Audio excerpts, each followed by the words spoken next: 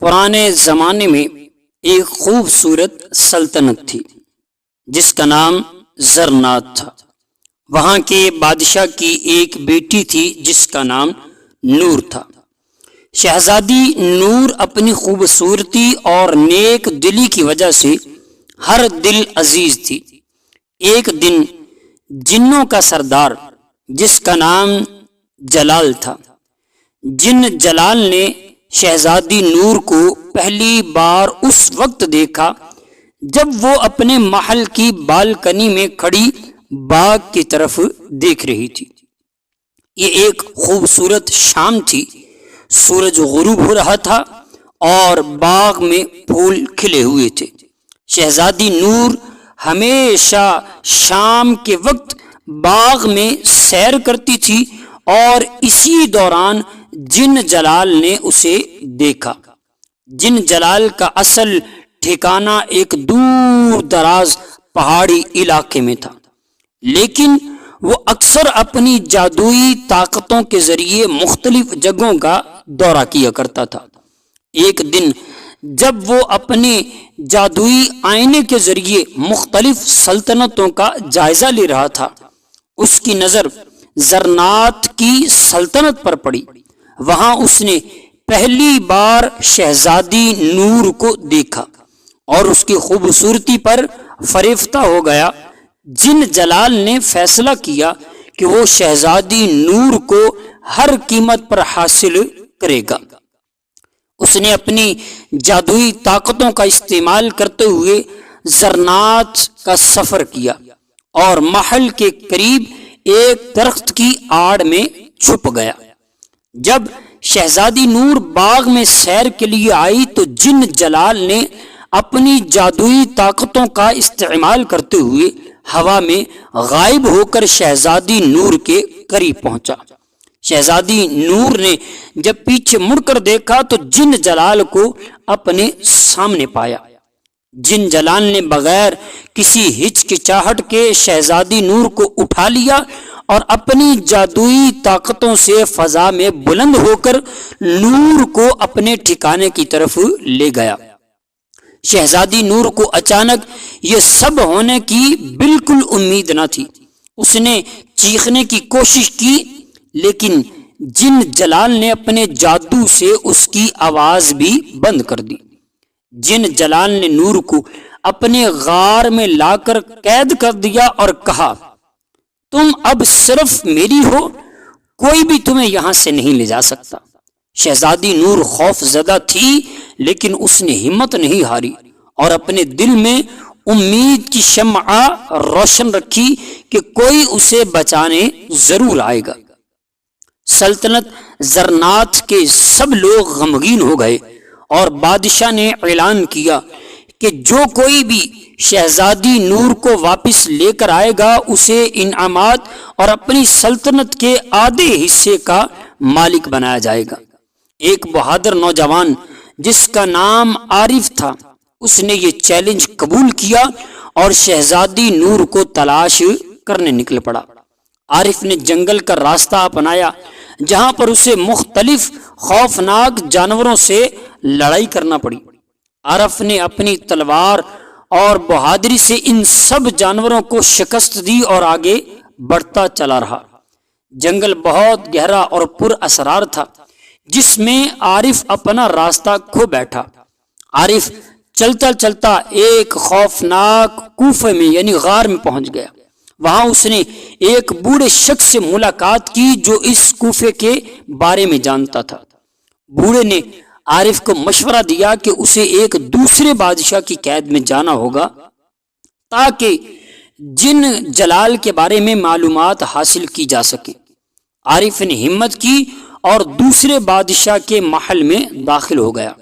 بادشاہ نے عارف کو قید کر لیا اور کہا کہ اگر وہ 3 سوالوں کے جواب ڈھونڈ لائے گا تو اسے آزاد کر دیا جائے گا۔ عارف نے سوالات کو غور سے سنا اور ان کے جواب تلاش کرنے نکل پڑا۔ پہلا سوال تھا، کائنات کا سب سے قیمتی چیز کیا ہے؟ عارف نے مختلف لوگوں سے پوچھا اور آخر کار اسے معلوم ہوا کہ محبت سب سے قیمتی چیز ہے۔ دوسرا سوال تھا انسان کی سب سے بڑی کمزوری کیا ہے؟ عارف نے بہت سوچ بچار کے بعد جواب پایا کہ خوف انسان کی سب سے بڑی کمزوری ہے۔ تیسرا سوال تھا زندگی کا مقصد آخر کیا ہے؟ عارف نے فلسفیوں اور علماء کرام سے بات کی اور سمجھا کہ خدمت خلق ہی زندگی کا حقیقی مقصد ہے۔ عارف نے بادشاہ کو تینوں سوالوں کے صحیح جواب دیے اور بادشاہ نے اسے آزاد کر دیا۔ عارف نے تینوں سوالوں کے جواب دیے اور بادشاہ نے اسے آزاد کر دیا۔ اس کے بعد عارف نے جن کا ٹھکانہ تلاش کیا، وہ ایک ویران اور خوفناک غار تھا، جن کے غار کے ارد گرد سیاہ دھواں اور بدبو پھیلی ہوئی تھی۔ عارف نے دل میں اللہ کا نام لیا اور غار کے اندر داخل ہوا۔ جن جلال اپنے تخت پر بیٹھا ہوا تھا اور شہزادی نور کو زنجیروں میں جکڑا ہوا تھا۔ عارف کو دیکھتے ہی جن نے خوفناک قہقہہ لگایا اور کہا، کون ہو تم یہ جو میری دنیا میں داخل ہو گئے؟ عارف نے تلوار نکال کر کہا، میں عارف ہوں اور شہزادی نور کو آزاد کرانے آیا ہوں۔ جن جلال نے غصے سے آگ برسائی، لیکن عارف نے اپنی تلوار سے آگ کا وار روک لیا۔ دونوں کے درمیان زبردست جنگ شروع ہو گئی۔ عارف نے مختلف ہتھیاروں کا استعمال کیا، جس میں تلوار، خنجر اور ایک جادوئی ڈھال یعنی چھڑی تھی۔ عارف نے اپنی تیز دار تلوار سے جن جلال کے حملوں کا مقابلہ کیا اور اس پر تابڑ توڑ حملے کرتا رہا۔ جب جن نے عارف کو دھوکے سے پیچھے سے حملہ کرنے کی کوشش کی، اس وقت عارف نے جلدی سے اپنے خنجر کا استعمال کرتے ہوئے جن جلال کے وار کو ناکام بنا دیا، اور پھر جادوئی ڈھال کے ذریعے عارف کو ایک جادوگر نے جو دی تھی، جو ہر قسم کے جادو حملے کو روکنے کی صلاحیت رکھتی تھی۔ جن جلال کے جادوئی حملوں کے دوران عارف نے اس ڈھال کا استعمال کیا اور خود کو محفوظ رکھا۔ جنگ کے دوران جن جلال نے مختلف جادوئی حملے کیے، جیسے آگ کے گولے برسائے، ہوا میں بلند ہو کر عارف پر حملہ کرتا رہا، لیکن عارف کی بہادری اور ذہانت کے سامنے وہ ناکام رہا۔ آخر کار عارف نے ایک زبردست وار کیا اور جن جلال کو زمین پر پٹخا دیا۔ جن جلال نے آخری بار کوشش کرتے ہوئے عارف پر حملہ کیا، لیکن عارف نے اپنی تلوار سے جن جلال کا سر قلم کر دیا۔ جن جلال کی موت کے ساتھ ہی شہزادی نور جو کہ زنجیروں میں جکڑی ہوئی تھی، اس کی زنجیریں خود بخود کھل گئیں۔ عارف نے شہزادی نور کو آزاد کروا دیا اور دونوں خوشی خوشی اپنی سلطنت زرنات میں واپس لوٹ آئے۔ وہاں پہنچ کر بادشاہ نے عارف کو سلطنت کے آدھے حصے کا مالک بنا دیا اور اپنی بیٹی شہزادی نور کا ہاتھ اس کے ہاتھ میں دے دیا۔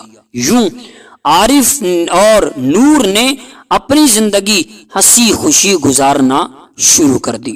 ناظرین و سامعین، ہمیں بھی چاہیے کہ ہم بھی خدمت خلق کریں، لوگوں سے محبت کا رویہ اختیار کریں اور اللہ تعالیٰ اور اس کے محبوب صلی اللہ علیہ وسلم کے علاوہ کسی سے خوف یعنی ڈر نہ رکھیں، کیونکہ خوف ایک کمزوری ہے اور ہمیں اللہ تعالیٰ کے علاوہ کسی کا خوف نہیں رکھنا چاہیے۔ اللہ تعالیٰ اور اس کے محبوب صلی اللہ تعالیٰ علیہ وسلم سے ہمیں محبت کرنی چاہیے۔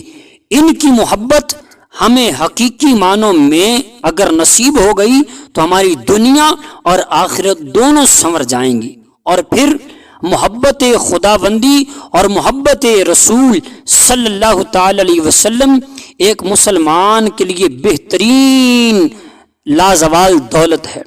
اس دولت کو ضرور حاصل کرنا چاہیے، اور خدمت خلق یعنی لوگوں کی مدد کرنا، لوگوں کے مشکلات کے وقت کام آنا، یہ بھی بہت ہی بڑی اللہ تعالیٰ کی نعمت ہے، جس سے اللہ تعالیٰ راضی ہوتا ہے۔ جب ہم کسی کی مدد کرتے ہیں تو اللہ تعالیٰ ہمارے سے اس کام سے خوش ہو جاتا ہے۔